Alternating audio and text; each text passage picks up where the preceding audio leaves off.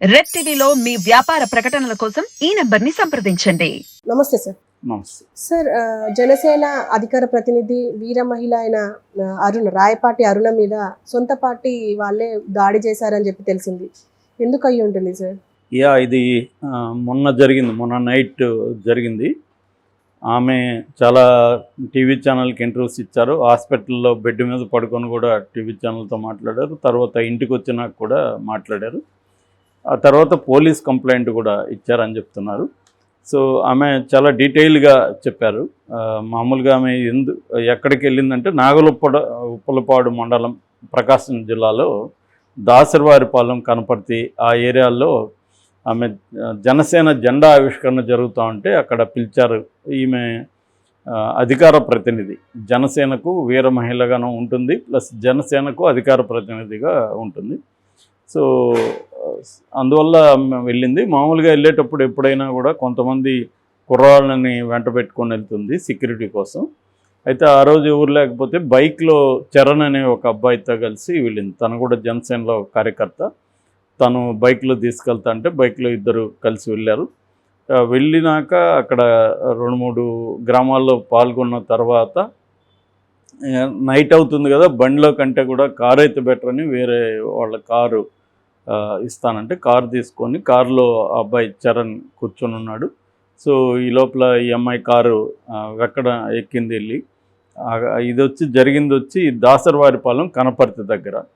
So అప్పుడు కొంతమంది కుర్రాళ్ళు వచ్చి అబ్బాయి చరణ్ని కొడుతున్నారు.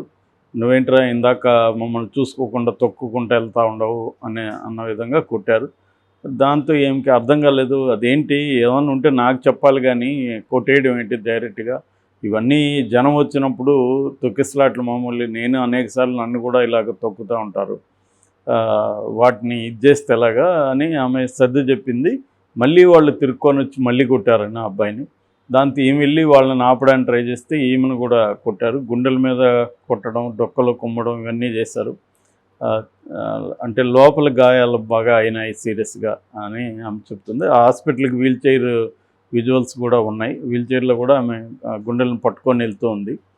సో దాంతో ఆమె చెప్పింది ఏంటంటే, ఎవరు కొట్టారు, ఎందుకు కొట్టారంటే ఈ ప్రకాశం డిస్టిక్ అధ్యక్షుడు, జనసేన అధ్యక్షుడు రియాజ్ అనుచరులు వీళ్ళందరూ అనేది చెప్తున్నారు. రియాజ్కి ఈ అమ్మాయికి ఎప్పటి నుంచో పడట్లేదు అనేది కూడా చెప్తున్నారు. సో చలపతి రాంబాబు, ఆరిగ శివ షా అనేవాళ్ళు ఫస్ట్ వచ్చి కొట్టారు. దాని తర్వాత వాళ్ళకి చిట్టం ప్రసాద్, పల్లి రాజేశు, ముత్యాల కళ్యాణ్ ఇలాంటి వాళ్ళు యాడ్ అయ్యారు. మెల్లమెల్లగా గుంపు పెద్దదైంది. దాని తర్వాత అక్కడ ఒక పెద్ద ఆయన బాలిశెట్టి నాగేశ్వరరావు అని పెద్ద ఆయన ఎవరు కొట్టారు ఏంటి కనుక్కుందామని ఆయన ఈ కారులోనే ఉన్నాడు. ఆయన కూడా ఈయన వెళ్ళి మళ్ళీ అడిగారు. అప్పటికి లేడు ఆయన, తర్వాత వచ్చాడు. వెళ్ళి అడుగుతూ ఉన్నారు. మాకు తెలియదు, మమ్మల్ని ఎందుకు అడుగుతున్నారని ఎవరో చెప్తున్నారు. ఈ లోపల మళ్ళీ వీళ్ళు పెద్ద బ్యాచ్ వెనక నుంచి వచ్చి ఆయన కూడా కొట్టారు. కర్రలతో కొట్టేసరికి ఆయనకి బ్లడ్ అంతా వచ్చేసింది. ఆయన అక్కడ స్థానికుల సహాయం తీసుకొని ఆయన గవర్నమెంట్ హాస్పిటల్ ఒంగోలులో జాయిన్ అయ్యారు. సో ఆ తర్వాత కూడా మళ్ళీ చరణ్ని కొట్టారు. సో ఇది జరిగిందనేది ఆమె చెప్పింది. అంటే దీనికి ఆమె వాళ్ళ రాజకీయ ప్రతినిధులు హరిప్రసాద్, తర్వాత అజయ్ కుమార్లకి ఫోన్ చేసి చెప్పానని చెప్తుంది. వాళ్ళు పవన్ కళ్యాణ్ దృష్టికి తీసుకెళ్తామని చెప్పారు. అయితే ఇప్పటి వరకు పవన్ కళ్యాణ్ దీని మీద ఖండించలేదు. ఆమె కొట్టడమే కాకుండా నన్ను కులం పెట్టి కూడా దూషించారనేది కూడా కంప్లైంట్ ఇచ్చింది. So maybe SC ST case కూడా వీళ్ళ మీద పెట్టచ్చు. వీళ్ళ మీద అయితే కేసు రిజిస్టర్ అంటే ఎఫ్ఐఆర్ చేస్తున్నట్టుగా చెప్తున్నారు వాళ్ళు. అంటే ప్రాథమిక విచారణ జరిపి ఎఫ్ఐఆర్ చేస్తామని పోలీసులు చెప్తున్నారు. అయితే ఇక్కడ ప్రధానమైన విషయం ఏంటంటే, రియాజ్ చాలా పవన్ కళ్యాణ్కి చాలా దగ్గర మనిషిని వార్తలు వస్తున్నాయి. అంటే వ్యక్తిగత వ్యవహారాలు కూడా మంగళగిరిలో రియాజ్ చూసుకుంటుంటాడు. అందుకనే రియాజ్ ఈ అమ్మాయిని కొట్టడం వల్ల పవన్ కళ్యాణ్ రియాజ్కి వ్యతిరేకంగా మాట్లాడే పరిస్థితి లేదు. కాబట్టి ఇప్పటివరకు దీని అధికార ప్రతినిధులు జనసేన తరపున ఎవరు కూడా ఖండించలేదు. దాని మీద పవన్ కళ్యాణ్ మీద విమర్శలు వస్తున్నాయి. ఎందుకంటే మొన్న నైట్ జరిగితే 2 రోజులు అవుతుంది, ఇప్పటివరకు ఖండించకపోవడం ఏంటి? మొన్ననే ఆయన మహిళా దినోత్సవం సందర్భంగా మహిళలకు సంబంధించి పెద్ద పెద్ద ఉపన్యాసాలంతా ఇచ్చాడు. సో మరి వాళ్ళ సొంత పార్టీలో ఒక అధికార ప్రతినిధి, ఒక వీర మహిళగా ఉన్న రాయపాటి అరుణ అమ్మాయి హైలీ లాయలిస్ట్. పైగా ఇంత జరిగినా కూడా అమ్మాయి మళ్ళీ ఒక సెల్ఫీ వీడియో పెట్టింది. నన్ను ఇలా కొట్టిన దానికి కొంతమంది దీన్ని వేరే రకంగా ప్రచారం చేస్తున్నారు, ఇది మా పార్టీ విషయం, నేను ప్రాణం ఉన్నంత వరకు పవన్ కళ్యాణ్తోనే ఉంటాను అనేది కూడా ఆమె పెట్టింది మళ్ళీ కూడా. సో ఎవరైతే కొట్టారో వాళ్ళ మీద తప్ప ఆమె జనసేన మీద ఏమీ ఆరోపణలు చేయట్లేదు, జనసేన ఖండించట్లేదని కూడా ఆమె ఏమి అడగట్లేదు. సో అది బేసిక్గా జరిగింది. సో దీన్ని ఇంకా వైసీపీ నేచురల్గానే దీన్ని ఉపయోగించుకుంటుంది. సాక్షి కూడా పెద్ద ఎత్తున కవర్ చేసి రాసింది. చేస్తారు, ఎందుకంటే పవన్ కళ్యాణ్ ప్రతిసారి జగన్ ప్రభుత్వాన్ని అమ్మాయిల విషయంలో అనేక సార్లు ప్రశ్నించున్నాడు. వాలంటీర్లు అమ్మాయిల డేటాని అమ్మేసి అమ్మాయిల్ని కొంతమంది సంఘ విద్రోహ శక్తులకి అమ్మడానికి వాలంటీర్లకు ట్రై చేశారని, వాలంటీర్లు అమ్మాయిని ట్రాప్ చేస్తున్నారని, ఇవన్నీ కూడా అతను మాట్లాడాడు. అంటే స్త్రీల ఉద్ధారకుల్లాగా పోజులు ఇస్తుంటాడు.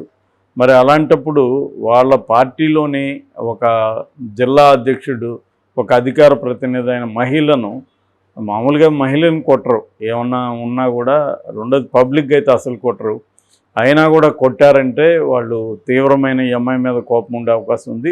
ఎందుకంటే ఈ అమ్మాయికి రెండు విషయాలు ఈ అమ్మాయి పట్ల కోపం కారణం. ఒకటేమో రాయపాటి అరుణకి మంచి పేరు వచ్చింది, అంటే బాగా మాట్లాడుతుంది స్పష్టంగా విషయాల్ని అని, అంటే డిబేట్స్లో కానీ అన్నిట్లో కానీ ఆమె మాట్లాడేదానికి కొంత ఇది పెరిగింది, పబ్లిసిటీ బాగా వచ్చింది.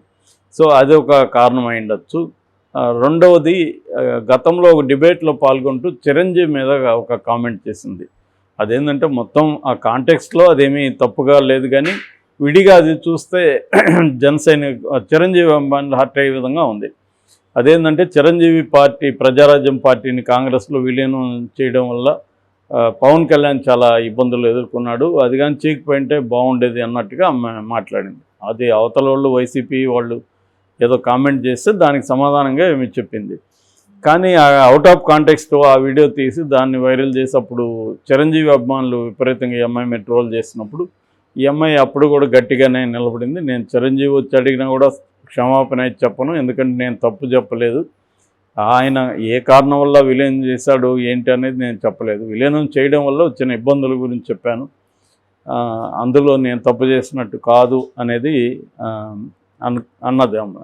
సో ఆ రకంగా ఇప్పుడు జనసేనలో చిరంజీవి అభిమానులు కూడా ఉంటారు కదా, సో ఆ యాంగిల్లో కూడా ఈ అమ్మాయి పట్ల కొంత వ్యతిరేకత ఉంది. అంటే ఈ అమ్మాయితో జనసేనకి లాయల్గా ఉండట్లేదు ఈ అమ్మాయి, జనసేనలో ఉండే పవన్ కళ్యాణ్ ఫ్యామిలీ మీదనే, వాళ్ళ అన్న మీదనే విమర్శలు చేస్తుంది అన్న ఒక ఇది కూడా ఈ అమ్మాయి పట్ల ఉంది. అంటే మామూలుగానే ఇప్పుడు కింది స్థాయి నుంచి వచ్చే మగవాళ్ళకే అనేక ఇబ్బందులు ఉంటాయి, ఇంకా కింది స్థాయి స్త్రీలకైతే ఏ పార్టీలైనా ఖచ్చితంగా ఇబ్బందులు ఉంటాయి. ఎందుకంటే వాళ్ళకి కొంత ప్రామినెన్స్ పెరిగితే మిగతా వాళ్ళు తట్టుకోలేరు.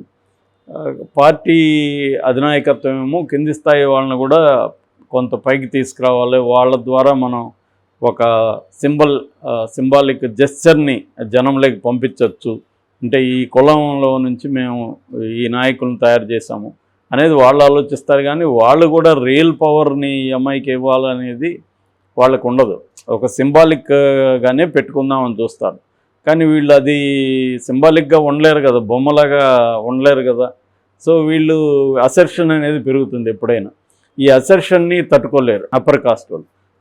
నిన్న కూడా మనకి వీడియో అండ్ ఫోటో వైరల్ అయింది ఇక్కడ కూడా, యాదాద్రిలో బట్టి విక్రమార్క కింది చిన్న స్టూల్ మీద కూర్చోవడం, వీళ్ళంతా రెడ్లు పెద్ద స్టూల్ మీద కూర్చోవడం, దాని మీద ఇదైంది. దాని మీద కూడా ఇప్పటివరకు కానీ రేవంత్ రెడ్డి వైపు నుంచి కానీ ఇటు బట్టి విక్రమార్క వైపు నుంచి కానీ ఏమీ ఎక్స్ప్లెనేషన్ లేదంటేనే అక్కడ ఏదో సమ్ ప్రాబ్లం అయితే ఉంది. సో అందరూ ఆయన్ని కూడా తిడుతున్నారు, నువ్వెందుకు అసెప్టివ్గా లేదు, నువ్వు ఒక ఉప ముఖ్యమంత్రి, వాళ్ళు మంత్రులేమో కూర్చున్నారు పైన, ఉప ముఖ్యమంత్రి నువ్వెందుకు కూర్చున్నావు, అట్లాంటి వాడు నిలబడి లేచి, సో ఒక మర్యాద ఉండేది కదా. సో కాంట్రాస్ట్ క్లియర్గా తెలిసిపోతుంది. ఇది వాస్తవం కూడా, ఎందుకంటే దళితులకు లేకపోతే కింది స్థాయి వర్గాలకు కులాలకు రాజకీయ అధికారం అంటే అర్థం సింబాలిక్కే అది, ఎందుకంటే రాజ్యాంగంలో ఉంది కాబట్టి సింబాలిక్గా ఆయా వర్గాల ఓట్ల కోసమే రాజకీయ పార్టీలు ఇవన్నీ చేస్తుంటాయి. రియల్ పవర్ అసెర్షన్ వీళ్ళల్లో స్టార్ట్ అవుతుంది. స్టార్ట్ అయినప్పుడు ఘర్షణలో ఉంటుంది. ఇదొక ఫేజ్ నాకు తెలిసి. ఇది ఇంకా ఎన్నేళ్ళు ఉంటుంది అనేది మనకు తెలియదు, కానీ ఈ ఫేజ్ని దాటగలిగిన కొంతమంది మాత్రమే ముందుకు వెళ్ళగలరు.